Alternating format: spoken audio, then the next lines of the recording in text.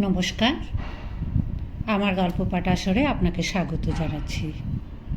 পড়ে শোনাচ্ছি সুনীল গঙ্গোপাধ্যায়ের একটি ছোট গল্প, ঘুম জাগরণ। এক সময় যে এখানে একটা বেশ বড় নদী ছিল তা এখনও বোঝা যায়। যদিও নদীর চিহ্ন বিশেষ নেই, অনেকখানি ঢালু খাত, সেখানে এখন সর্ষের চাষ হচ্ছে। হাওয়ায় দুলছে অজস্র সর্ষে ফুল। তাপস হাত বাড়িয়ে বলল, এইখান থেকে ওই পর্যন্ত নদীটা চওড়া ছিল, বুঝতে পারছিস?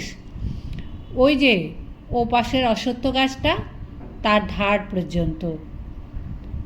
ঢালু জমি দেখে অনুমান করা যায়, তবে জল নেই কোথাও।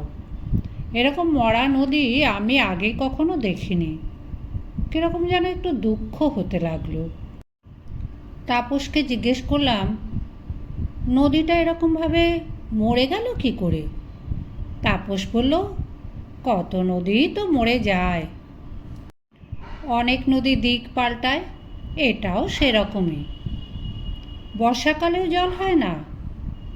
হয় একটু একটু, সে তো পুকুর বা খানাডোবাও বৃষ্টির জলে ভরে যায়, কিন্তু এটার আর স্রোত নেই।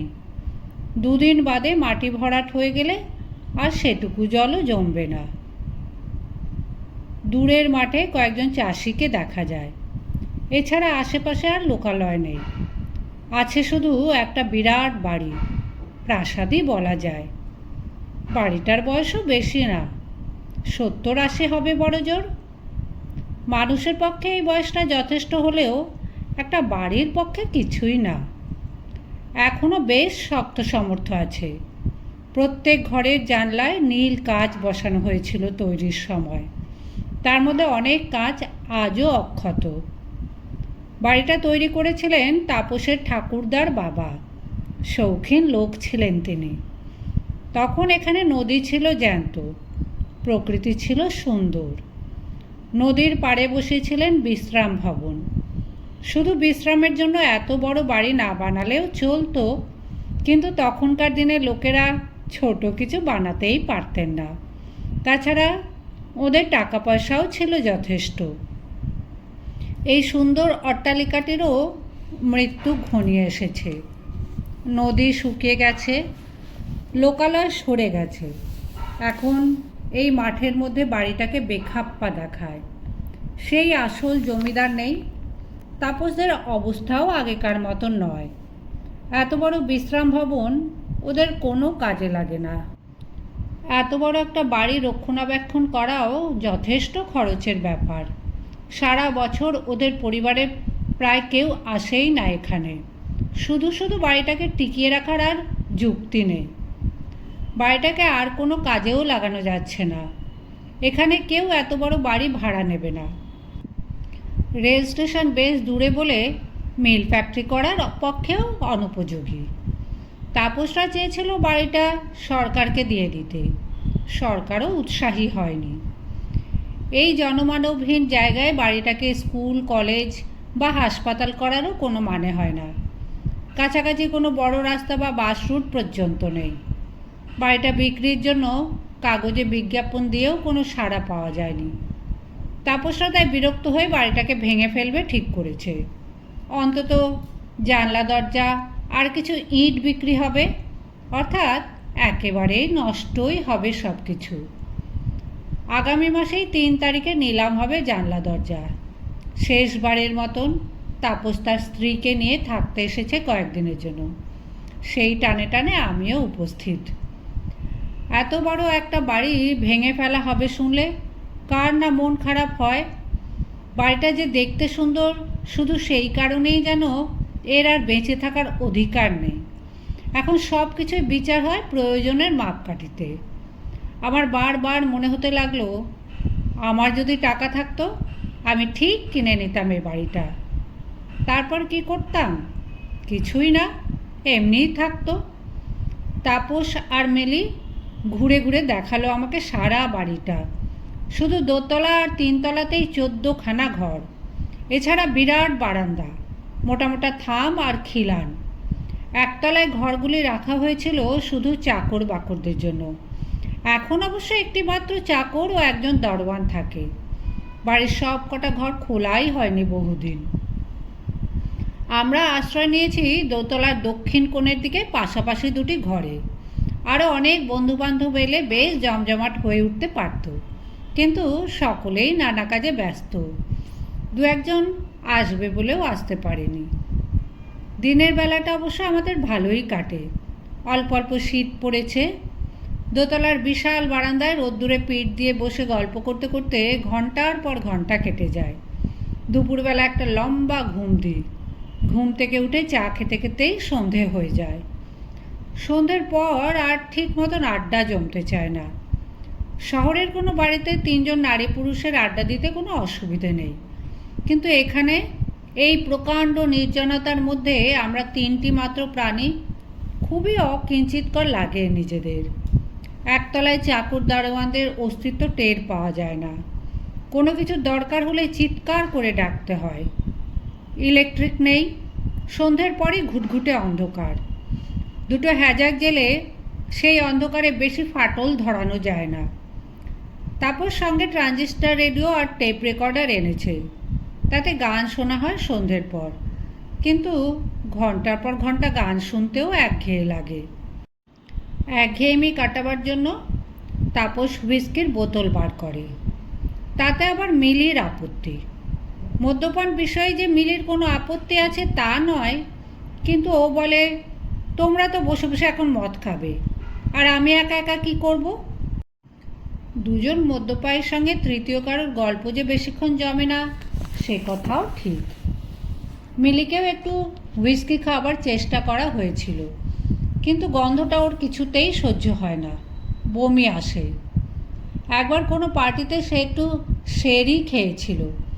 সেটা তার খুব ভালো লেগেছিল। সে শেরি খেতে চায়, কিন্তু শেরি কোথায় পাওয়া যাবে? 4 বছর আগে বিয়ে হয়েছিল মিলির। এখনও ছেলে মেয়ে হয়নি। সে সব সময় সেজেগুজে থাকতে ভালোবাসে। এখানে দেখবার কেউ নেই, তবু সে বিকেলবেলা স্নান করে খুব সাজগোজ করে এসে বসে আমাদের সঙ্গে। টেপ রেকর্ডারে গান বাজায়।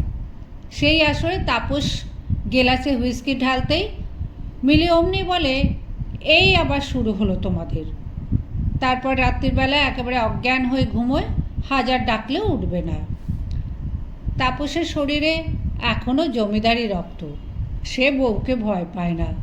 মিলির আপত্তি সম্পূর্ণ অগ্রাহ্য করেই সে হুইস্কির বোতল খোলে। আমারই বরং একটু সংকোচ লাগে। তৃতীয় রাত্রে আমি জিজ্ঞেস করলাম, আচ্ছা, এ বাড়িতে ভূত টুত নেই? তাপস হেসে উঠে বলল, ভূত? তুই আবার ভূতে বিশ্বাস করতেও শুরু করলি কবে থেকে? আমি বললাম, তা নয়, মানে খুব পুরনো বাড়ি তো, এইসব বাড়ি সম্পর্কে সাধারণত অনেক রকম গল্প থাকে। তাপস বলল, খুবই দুঃখের বিষয়, সেরকম কোনো গল্প তোকে শোনাতে পারছি না। এই বাড়িতে কেউ কোনো দিন কিছু দেখেনি। আগে যখন আমাদের একান্নবর্তী পরিবার ছিল, তখন অনেক সময় 30-40 জন লোক একসঙ্গে বেড়াতে এসেছে। সব কটা ঘর খোলা হতো। কেউ কিছু দেখেনি। চাকর বাকররাও কিছু দেখেনি? শুনিনি কখনো। কেন, তুই বুঝি গল্পের খোরাক খুঁজছিস? মিলি চুপ করে শুনছিল। মুখ তুলে আমার দিকে তাকিয়ে জিজ্ঞেস করলো, হঠাৎ ভূতের কথা মনে হলো কেন আপনার? আমি বললাম, ভূত টুত থাকলে আমাদের আরও কয়েকজন সঙ্গী বাড়ত। আমরা যেরকম সঙ্গীর অভাব বোধ করছি। আপনি ভূতের ভয় পান না? রাত্রির বেলা একটু একটু পাই, দিনের বেলা পাই না। তবে আজকালকার ভূতেরা তো খুব ভদ্র হয়, ভয়টায় বিশেষ দেখায় না। মিলি একটু চুপ করে থেকে বলল, ভূত আছে কিনা জানি না, তবে আমার মনে হয় এই বাড়িটাতে একটা কোনো অদ্ভুত ব্যাপার আছে। আমি উৎসাহিত হয়ে উঠে বললাম, তার মানে আপনার কিছু অভিজ্ঞতা হয়েছে? হ্যাঁ, হয়েছে। কি কি শুনছি? আগে বলেননি তো। এবারই হয়েছে না অন্যবার? যতবার এই বাড়িতে এসেছি ততবারই হয়েছে। ব্যাপারটা আমি ঠিক বোঝাতে পারবো না। আমার মনে হয় আমায় যেন কেউ ডাকে। তাপস বলল, ননসেন্স। মিলি দুঃখিতভাবে বললেন, তুমি তো আমার সব ব্যাপারেই ননসেন্স বলো। আমি তাপসকে বাধা দিয়ে বললাম, দাঁড়া না, ব্যাপারটা শুনতে দে না। তাপস বলল, ব্যাপারটা আর কিছুই না। মিলির একটা অসুখ আছে, সোমনামবুলিজম। কাকে বলে জানিস তো? ঘুমের মধ্যে ঘোরের মাথায় ঘুরে বেড়ানো, সোজা বাংলায় স্লিপ ওয়াকিং যাকে বলে। মিলি এরকম হঠাৎ হঠাৎ ঘুম থেকে জেগে উঠে হেঁটে বেড়ায়। মিলি বলল, মোটেই আমার সেরকম কোনো অসুখ নেই। তাপস বলল, বাহ, তোমার দাদা সেবার বলেননি যে ছেলেবেলায় তুমি এরকম কয়েকবার বাড়ির বাইরে চলে গিয়েছিলে পর্যন্ত? সে তো খুব ছোটোবেলায়, আবার সেটা দেখা দিয়েছে। কিন্তু এ বাড়িতে এলেই সেরকম হয় কেন? মনের জোর আনো, সব ঠিক হয়ে যাবে। আমি মিলিকে জিজ্ঞেস করলাম, আপনাকে কেউ ডাকে, তার মানে কি? কারোকে চোখে দেখতে পান? মিলিকে কোনো কথাই বলতে দিল না তাপস। বিরক্তভাবে বলল, থাক, ও কথা থাক, ওসব আজে বাজে কথা আমার ভালো লাগে না। বন্ধুবান্ধবদের মধ্যে তাপস ঘোরতর নাস্তিক। ভগবান কিংবা ভূত কোনোটাই সে গ্রাহ্য করে না। মিলি হঠাৎ চলে গেল ঘরের মধ্যে। বুঝলাম সে রাগ করেছে। ঘটনাটা ঘটল সেই রাত্রেই। মিলি চলে যাবার পর তাপস আর আমি আরও অনেকক্ষণ বসে রইলাম। তাপস বোতলটা পুরোই শেষ করতে চায়। চা করে সে দু একবার জিজ্ঞেস করেছে খাবার দেবে কিনা। তাপস তাকে ধমকে ফিরিয়ে দিল। বোতলটা শেষ হবার পর তাপস বেশ নেশাগ্রস্ত হয়ে পড়ল। আমি কম খেয়েছিলাম। তাপস সোজা হয়ে দাঁড়াতে পারছে না। কোনো ক্রমে তাকে ধরাধরি করে এনে বসালাম খাবার টেবিলে। কিন্তু খাদ্যে তার আর রুচি নেই, সবই ছড়িয়ে ছিটিয়ে ফেলতে লাগলো। খাবারের টেবিলে মিলি আগাগোড়া খুব গম্ভীর। আমি একটু অপরাধী বোধ করতে লাগলাম। মিলি বোধহয় ভাবলে আমি ওর স্বামীকে মাতাল করে দিয়েছি। সকলেই এরকম ভাবে। খাওয়া শেষ করে আমি উঠে পড়লাম। তাপসকে জিজ্ঞেস করলাম, তোকে বিছানায় শুয়ে দিয়ে আসবো? মিলি বলল, আমি নিয়ে যাচ্ছি, আপনার যাবার দরকার নেই। আমি নিজের ঘরে এসে শুয়ে পড়লাম। শুয়ে শুয়ে আমার বই পড়া অভ্যাস, কিন্তু হ্যাজাকের আলোয় বই পড়তে বেশিক্ষণ ভালো লাগলো না। আলো নিভিয়ে দিতেই চতুর্দিক নিশ্ছিদ্র অন্ধকারে ভরে গেল। অনেকক্ষণ ঘুমিয়েছিলাম। কেন ঘুম ভাঙলো জানি না। ঘুম ভাঙাও দুরকম হয়। কখনো কখনো ঘুমটা একটু চিরে যায়, অস্পষ্ট জাগরণের অনুভূতি, কিন্তু চোখ মেলতে ইচ্ছে করে না। আবার কখনো হঠাৎ সম্পূর্ণ ঘুম ভেঙে যায়, চোখ দুটো খুলে যায় সম্পূর্ণভাবে। আমার দ্বিতীয় রকম হলো। চোখ মেলার পর কোনো চিন্তা না করেই আমি খাট থেকে নেমে এলাম। তারপর দেখলাম আমার ঘরের দরজা খোলা। এই জন্য কোনো খটকা লাগলো না। ঘরের দরজা আমি নিজেই বন্ধ করিনি হয়তো, কিংবা ভেজানো ছিল, হাওয়ায় খুলে গেছে। এখানে চুরি টুরির ভয় নেই, দরজা বন্ধ করার সতর্কতারও দরকার হয় না। দরজা দিয়ে বেরিয়ে এলাম বাইরে। পাশেই তাপসদের ঘরের দরজা বন্ধ। আমার ডান পাশে বিরাট লম্বা বারান্দায় পাতলা জ্যোৎস্না ছড়িয়ে আছে। আমি এগিয়ে যেতে লাগলাম বারান্দা দিয়ে। কেন এগোচ্ছি তা আমি নিজেই জানি না, এবং বেশ জোরে জোরেই হাঁটছি আমি। সারা বাড়িটা একেবারে নিঃশব্দ। সূঁচ পড়লেও শব্দ শোনা যাবে। আমি শুনতে পাচ্ছি শুধু আমার পায়ের আওয়াজ। বারান্দার এক পাশে সিঁড়ি। কোনো কিছু না ভেবেই আমি 3 তলার সিঁড়ি ধরে ওপরে উঠে গেলাম। 3 তলাতেও সমান লম্বা বারান্দা। ঘরগুলিতে সব তালা বন্ধ। পুরো বারান্দাটা পার হয়ে আমি চলে এলাম আর এক কোণে। এখানে রয়েছে একটা ঝুল বারান্দা। সেই ঝুল বারান্দায় দাঁড়িয়ে রয়েছে একটি মেয়ে, আমার দিকে পেছন ফেরা। পিঠের ওপর ছড়িয়ে আছে একরাশ চুল। মেয়েটির হাতে একটা মোমবাতি। হাওয়ায় তার শিখাটা অল্প অল্প কাঁপছে। মেয়েটি তাকিয়ে আছে বাইরের দিকে। এই প্রথম আমার একটু ভয় ভয় করতে লাগলো। আমি এখানে এলাম কেন? এই মেয়েটি কে? আমার পায়ের শব্দ শুনে বোধহয় মেয়েটি ফিরে তাকালো। মিলি। আমাকে দেখে সে কিন্তু একটু চমকে উঠল না, একটু হেসে বলল, আসুন, এত দেরি করলেন যে? আমার গলাটা শুকনো লাগলো। আমি কোনো কথা বলতে পারলাম না। স্থাণুর মতন দাঁড়িয়ে রইলাম সেইখানে। মিলি এগিয়ে এসে আমার হাত ধরে বলল, আসুন, দেখবেন না? এবার আমি শুকনোভাবে বললাম, কি দেখব? এদিকে আসুন। মিলি আমার হাত ধরে এনে পাঁচিলের কোণে দাঁড় করালো। তারপর বলল, সামনে তাকিয়ে দেখুন। আমি অনেকক্ষণ দাঁড়িয়ে আছি। আমি ভাবছিলাম আপনি আরও আগে আসবেন। সামনের মাঠ অল্প জ্যোৎস্নায় আবছাভাবে দেখা যায়। আমি সেদিকে তাকালাম। মিলি বলল, দেখেছেন নদীতে কত জল? নদীটা আবার বেঁচে উঠেছে। আবার এখানে মানুষজন আসবে। এবারই ভাঙা হবে না। সামনে তাকিয়ে মনে হলো সত্যিই নদীটা যেন জলে ভর্তি। জলের ওপরে ঢেউ খেলা করছে জ্যোৎস্নায়। আমি বললাম, বাহ, কি সুন্দর! আপনাকে আমি বলেছিলাম না? এখন দেখলেন তো? বিশ্বাস হলো তো? একটুক্ষণ তাকিয়ে থাকতেই বুঝতে পারলাম সব কিছুই চোখের ভ্রম। নদীর শুকনো গর্ভে সর্ষের ক্ষেত এই জ্যোৎস্নায় অন্যরকম দেখাচ্ছে। মিলি বলল, এখানে সারা রাত দাঁড়িয়ে থাকতে ইচ্ছে করে না?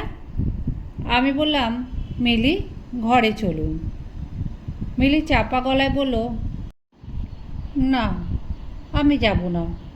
আপনি আমার সঙ্গে এখানে থাকবেন না সুনীলদা? এখানে কতক্ষণ থাকবেন? যতক্ষণ ইচ্ছে। না, ঘরে চলুন। আমি মিলির বাহুতে হাত ছোঁয়াতেই সে আমার গায়ের ওপর ঢলে পড়ল। কীরকম যেন আনন্দ ভাব, চোখ দুটো বোঝা। আমি ওর হাত ধরে টেনে আনলাম। মিলি আর কোনো আপত্তি করল না। দোতলায় নেমে আসতেই মিলি আমার হাত ছেড়ে সোজা হয়ে দাঁড়ালো। তারপর বলল, আপনি আর আমি ছাড়া নদীটাকে কেউ দেখেনি। আমি কোনো উত্তর দেবার আগেই মিলি দ্রুত হেঁটে চলে গেল নিজের ঘরে। আমি কিছুক্ষণ চুপ করে থেকে তারপর ফিরে এলাম নিজের ঘরে। পরদিন সকালবেলা ঘুম ভাঙতে বেশ দেরি হলো। চোখ মেলার পরেই ভাবলাম গতকাল রাত্রের ব্যাপারটা কি সত্য নাকি আমি স্বপ্ন দেখেছি। একবার মনে হচ্ছে স্বপ্ন, আবার মনে হচ্ছে সত্যি। আমি উঠে চলে এলাম 3 তলায়। সেই ঝুল বারান্দায় এসে মনে হলো, হ্যাঁ, কাল রাত্রে আমি এখানে এসেছিলাম ঠিকই। একটা মোমবাতির টুকরো পড়ে আছে। মিলিও কাল রাত্রে এসেছিল এখানে। সকালবেলা মিলির চেহারা একেবারে অন্যরকম। স্নান করে নিয়েছে, তাপসের সঙ্গে কি একটা কথায় খুব হাসছে। বুঝলাম ওদের ঝগড়া মিটে গেছে। গত রাত্রের ব্যাপারটা মিলি একবারও উল্লেখ করলো না। আমার সঙ্গে ব্যবহারেও কোনো আড়ষ্টতা নেই। সারাদিন ধরে আমি লক্ষ্য করলাম মিলিকে। ও কি কাল রাত্রের ঘটনাটা সম্পূর্ণ ভুলে গেছে? ও কিছু বলল না বলেই আমি তাপসকে কিছু জানাতে পারছি না। শেষ পর্যন্ত মনে হলো মিলি সব ঘটনাটা ভুলে গেছে নিশ্চয়ই, যদি না ও খুবই সাংঘাতিক অভিনেত্রী হয়। শুনেছি স্লিপ ওয়াকাররা আগের রাত্রের কোনো ঘটনাই মনে রাখতে পারে না। এটাও হয়তো সেই ব্যাপার। কিন্তু একটা রহস্যের সমাধান হলো না কখনো। মিলি কেন আমাকে দেখে চমকে যায়নি? কেন আমাকে দেখে বলেছিল, আপনি এত দেরি করলেন কেন? আমার তো কোনো কথা ছিল না মিলির সঙ্গে মধ্যরাত্রে নিরালায় দেখা করার। এমনকি চোখের কোণে ইশারাও হয়নি। মধ্যরাত্রে ঘুম ভেঙে সোজা 3 তলায় গেলাম কেন? মিলি যে ওখানে থাকবে আমি তো তার বিন্দু বিসর্গও জানতাম না। তাহলে আমিও কি ঘুমের মধ্যে হেঁটে গেছি? কিন্তু আমার যে সব মনে আছে। কোনোদিন এই ঘটনাটা মিলির কাছে আর উল্লেখ করতে পারিনি। কি জানি, যদি মিলিও আমাকে অবিশ্বাস করে।